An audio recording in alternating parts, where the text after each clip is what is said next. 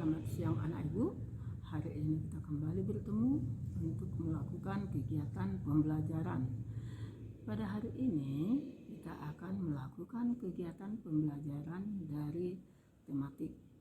Nah, sebelum kita memasuki pembelajaran, ada baiknya kita berdoa. Ambil sikap duduk yang baik, sopan, lipat tangannya dan pejamkan matanya. Kita berdoa dengan membuat tanda salib atas nama Bapa dan Putra dan Roh Kudus. Amin. Amin. Doa selesai. Atas nama Bapa dan Putra dan Roh Kudus. Amin.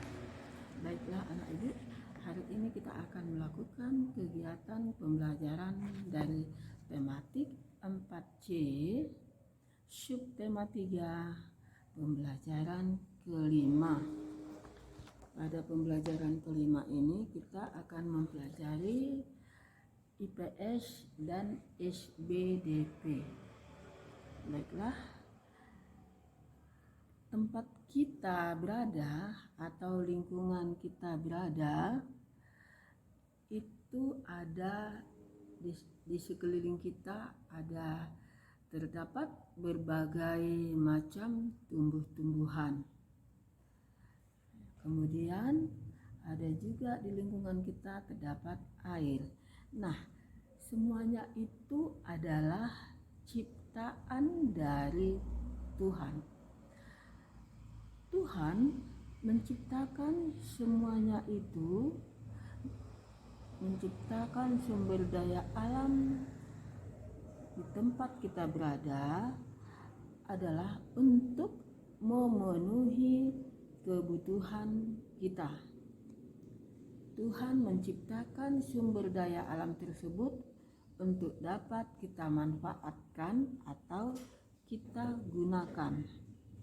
Nah, jadi sumber daya alam yang diberikan Tuhan kepada kita haruslah kita gunakan dengan bijak.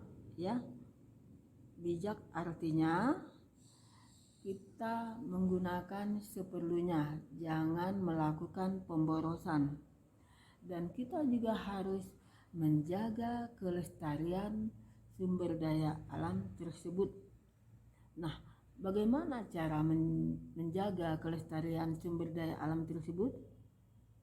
Yaitu dengan cara yang pertama, menjaga kelestariannya,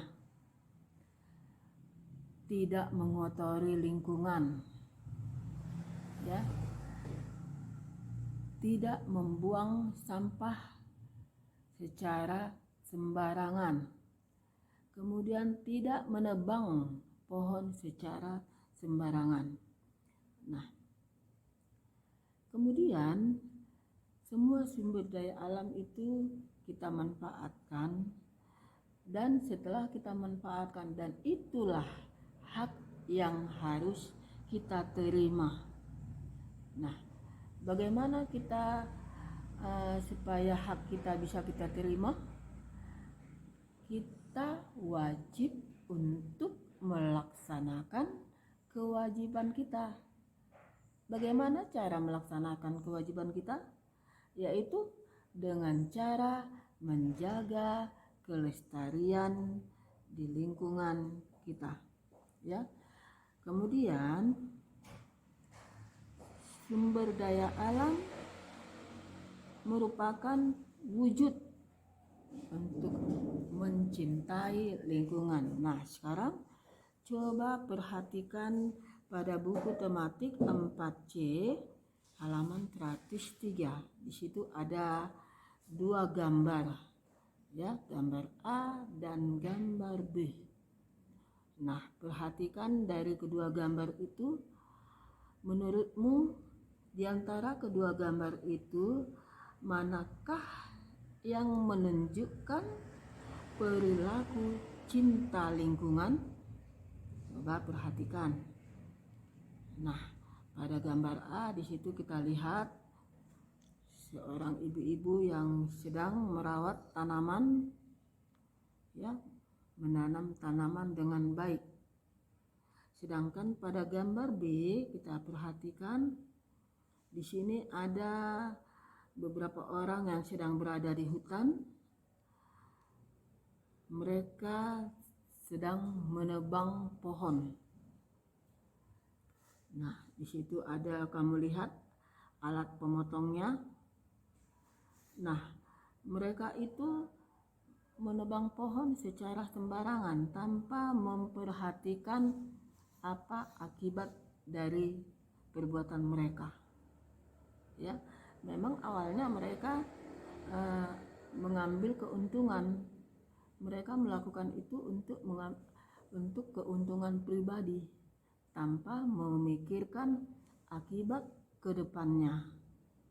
Nah, sekarang pertanyaan kita perhatikan.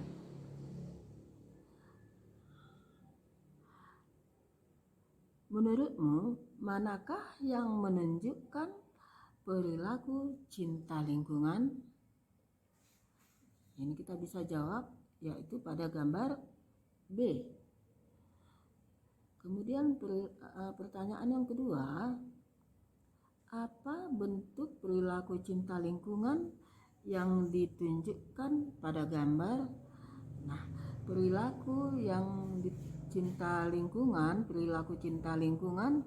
yang ditunjukkan pada gambar A adalah dia seorang ibu yang sedang melestarikan lingkungan dengan cara menanam tanaman yang sudah apa ini dikatakan ini? Ayo. Yang sudah rusak lingkungannya, yaitu dengan cara mereboisasi, ya, menanam tanaman kembali. Nah, pertanyaan yang ketiga, apa bentuk sikap tidak cinta lingkungan yang ditunjukkan pada gambar? Nah, bentuk sikap tidak cinta lingkungan yaitu menebang pohon secara sembarangan. Pertanyaan selanjutnya, mengapa kita harus cinta lingkungan? Jawabannya, agar kita dapat menikmati dari lingkungan tersebut. Kemudian yang kedua, agar udara menjadi sejuk. Ya. Nah, kemudian pertanyaan berikut, apa saja manfaat yang kita peroleh dengan memiliki sikap cinta lingkungan? Nah, manfaatnya kita dapat menikmati hasil dari lingkungan yang telah kita lestarikan. Nah, sekarang coba perhatikan dari halaman 104. Ini nanti bisa kamu baca teks bacaannya menjelaskan ciri-ciri cinta lingkungan. Nah, kalau kita cinta lingkungan berarti kita sudah menunjukkan sikap kepedulian terhadap lingkungan, ya. Sikap kepedulian berarti kita mempunyai perhatian penuh kepada lingkungan kita. Sekarang pertanyaan Ibu, apakah kamu sudah peduli akan lingkunganmu? Bagaimana ciri-ciri orang yang peduli akan lingkungan? Nah, ciri-ciri orang yang peduli terhadap lingkungan yaitu tidak membuang sampah secara sembarangan, kemudian tidak mengotori dinding di sepanjang jalan. Yang ketiga, tidak membuang air limbah ke sungai atau ke laut. Nah, berikutnya nanti bisa kamu tambahi, ya. Pemanfaatan sumber daya alam secara bijak merupakan salah satu cara untuk menunjukkan kepedulian terhadap lingkungan. Ya, kalau kita sudah memanfaatkan sumber daya alam secara bijak, berarti kita sudah peduli lingkungan. Dan apabila kita tidak melakukan pemakaian sumber daya alam secara bijak atau pemborosan atau menggunakan sumber daya alam tersebut semena-mena, tidak memanfaatkannya, berarti kita tidak peduli terhadap lingkungan. Berarti kita tidak cinta terhadap lingkungan. Nah, sekarang bagaimanakah keadaan lingkungan di tempat tinggalmu? Apakah kamu bersama masyarakat yang ada di lingkunganmu sudah peduli terhadap lingkungan? Nah, itu dapat kita lihat apabila lingkungan di tempat tinggalmu itu bersih. Kalau lingkungan tempat tinggalmu bersih, berarti kamu beserta warga yang ada di lingkunganmu itu peduli akan lingkungan. Dan sebaliknya, apabila lingkunganmu kotor dan lingkungan di sekitar warga yang ada di sekitar kamu itu juga kotor, berarti kamu beserta warga yang ada di lingkunganmu tidak peduli akan lingkungan. Jadi kalau kita peduli terhadap lingkungan, itu dapat kita lihat lingkungannya bersih, asri, sejuk, ya. Dan kita apabila sudah memiliki lingkungan yang asri dan sejuk, maka penyakit pun akan jauh dari kita. Nah, sekarang coba perhatikan pada halaman 104, ada di situ juga dua gambar. Nah, di sini pada gambar yang pertama ada rumah penduduk di sepanjang bantaran sungai, yang mana rumah penduduk ini tidak terawat. Kenapa tidak terawat? Karena mereka membuang sampah secara sembarangan. Lihat itu tempatnya. Tempat tinggalnya juga tidak terawat rapi. Asal-asal jahat. Perhatikan itu gambarnya. Nah, dan inilah yang mengakibatkan sumber penyakit. Nah, begitu juga apabila nanti hujan turun dengan lebat, ini akan memudahkan air untuk mendorong tempat tinggal mereka. Kenapa? Karena mereka tidak menjaga lingkungannya. Nah, di sekitar sungai itu mereka tidak ada membuat tumbuhan atau pepohonan untuk menahan air. Malah sebaliknya mereka mencangkul, ya, membuat tanah di sekitarnya itu semakin banyak yang rusak. Nah, akibat dari perbuatan mereka yang sudah membuang sampah secara sembarangan ke sungai, nah lihat bagaimana bentuk airnya, bagaimana warna airnya. Padahal mereka juga mencuci pakaian di situ. Coba bagaimana perasaanmu melihat keadaan seperti ini? Tentu sangat miris, bukan?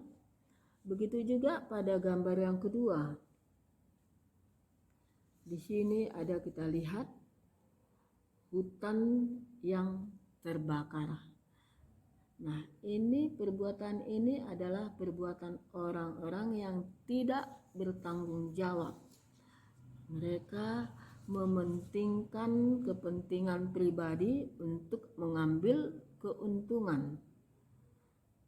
Nah, mereka membakar hutan tujuan mereka ini adalah untuk membuat tempat perumahan, ya, atau membuat tempat industri. Jadi cara mereka supaya hutan tersebut cepat habis, mereka bukan menebang dengan baik, padahal pemerintah sudah menganjurkan tidak boleh menebang secara sembarangan atau membakar hutan. Nah, jadi bagi mereka yang kedapatan melakukan hal seperti ini, mereka nanti akan mendapat sanksi. Nah, perhatikan lagi ya gambar yang kedua, hutan terbakar.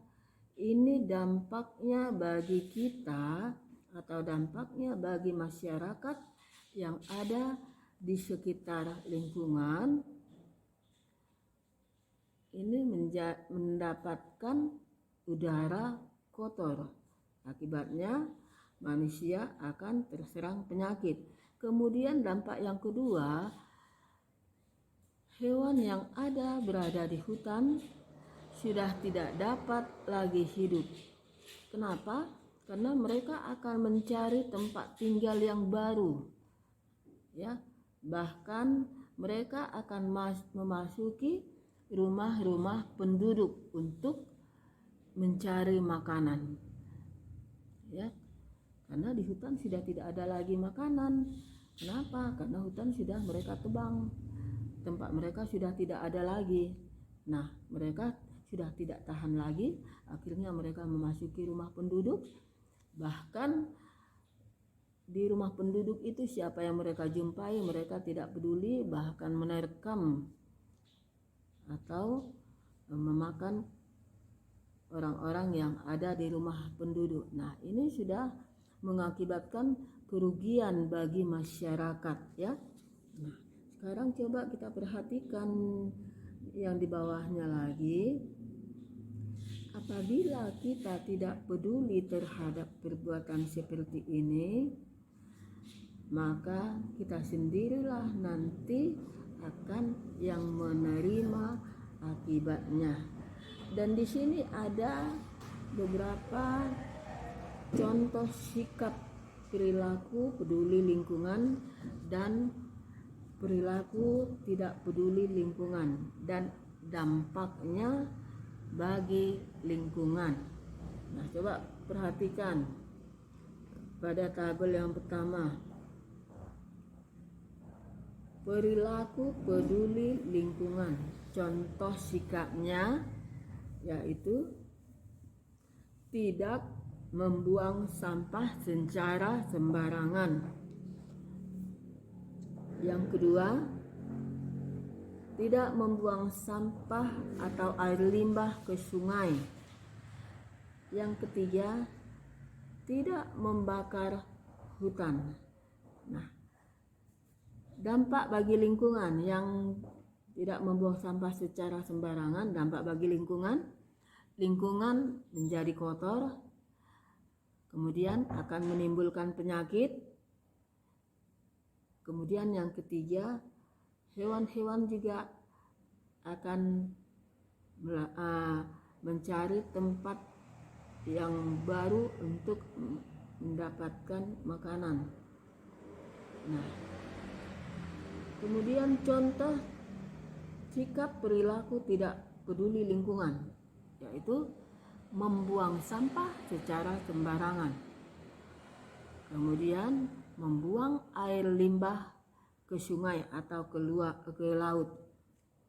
Dampak bagi lingkungan, perilaku tidak peduli lingkungan, yaitu lingkungan akan menjadi kotor. Kemudian yang kedua, dampak bagi lingkungan apabila perilaku tidak peduli lingkungan, lingkungan akan menjadi rusak.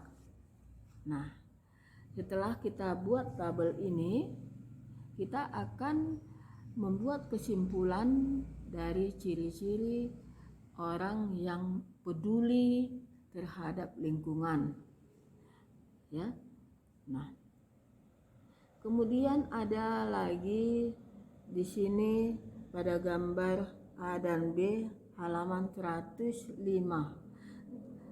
Nah, coba perhatikan di antara kedua gambar ini, manakah menurutmu yang peduli akan lingkungan? Tentu kalau kita lihat adalah pada gambar B. Kenapa?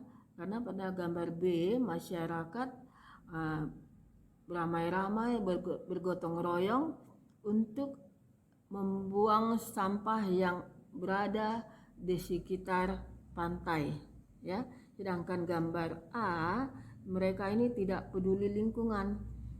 Kenapa? Karena mereka membuang sampah secara sembarangan. Padahal mereka itu berada di mobil, habis minum langsung mereka buang botol aquanya dari dalam mobil. Nah, ini adalah salah satu tidak peduli lingkungan. Berarti di rumahnya pun begitu, tidak peduli lingkungan rumah. Rumahnya pun jadi kotor kan? Karena dari perbuatan seperti ini, dia membuang sampah secara sembarangan, dapatlah kita simpulkan bahwa orang tersebut tidak peduli lingkungan. Nah, coba lihat tabel. Gambar yang menunjukkan sikap lingkungan adalah gambar B. Ciri-ciri cinta lingkungan yang tercermin pada gambar tersebut adalah mereka bergotong royong mengumpulkan sampah untuk dibuang dari sekitar tepi pantai. Sedangkan gambar yang tidak menunjukkan cinta lingkungan adalah gambar A. Saranku, maksudnya saran kita, sebaiknya kita tidak membuang sampah dari dalam mobil. Sebaiknya sampah itu dikumpulkan, nanti ketika kita menjumpai tempat sampah barulah kita membuang sampah, ya. Jadi sebaiknya kita menasihati orang tersebut supaya tidak melakukan perbuatan tidak membuang sampah secara sembarangan. Nah, sekarang kita memasuki ke pelajaran SBDP, mempresentasikan dan mengapresiasi hasil karya montase. Mempresentasikan yaitu menjelaskan, ya, menjelaskan kepada orang lain hasil karya kita atau hasil pekerjaan kita kepada orang lain. Dan mengapresiasi adalah memberi penilaian atau menanggapi hasil karya yang telah dibuat orang lain. Jadi contohnya seperti di sini, ada seorang anak yang bernama Joni. Dia sudah membuat hasil karya montase, sudah dibuatnya secara bagus, ya. Dan kemudian dia disuruh oleh guru untuk mempresentasikan hasil karyanya, untuk menjelaskan hasil karyanya kepada teman-temannya. Nah, dia jelaskan kepada teman-temannya apa saja bahannya, ya. Setelah dijelaskan apa bahannya, kemudian ia menjelaskan bagaimana cara membuat montase yang telah selesai dibuatnya. Nah, setelah selesai dijelaskan oleh Joni kepada teman-temannya, Joni lalu meminta kepada teman-temannya untuk menanggapi bagaimana hasil karya yang telah ia buat. Nah, maksudnya menanggapi bagaimana cara temannya memberikan penilaian kepada hasil karyanya. Apakah sudah baik atau masih ada perbaikan yang harus dilakukan Joni? Nah, di sini teman-teman juga akan memberikan jawaban dari presentasi yang telah mereka lihat dari pekerjaan Joni dan memberikan apresiasi atau memberikan penilaian dari pekerjaan Joni, ya.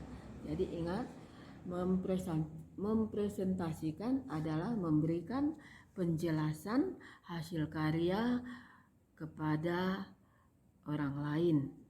Mengapresiasi adalah memberi penilaian atau menanggapi hasil karya atau hasil pekerjaan teman, ya. Nah, sekarang untuk tugas kamu, untuk tugas IPS, coba perhatikan halaman 108. Kamu kerjakan nomor 1 sampai nomor 5 untuk tugas IPS. Itu kamu kerjakan di buku latihan. Tulis soal dan jawaban yang benar. Dan untuk tugas SBDP, kamu kerjakan nomor 6. Kamu tulis di buku latihan SBDP. Tulis soal dan jawaban, ya. Nah, inilah pembelajaran kita untuk hari ini. Nah, kemudian kita akan mengakhiri pembelajaran ini dan kita akhiri kembali dengan berdoa. Kita kembali berdoa sebagai doa penutup. Doa dimulai atas nama Bapa dan Putra dan Roh Kudus. Amin. Amin. Doa selesai atas nama Bapa dan Putra dan Roh Kudus. Amin. Terima kasih. Selamat belajar.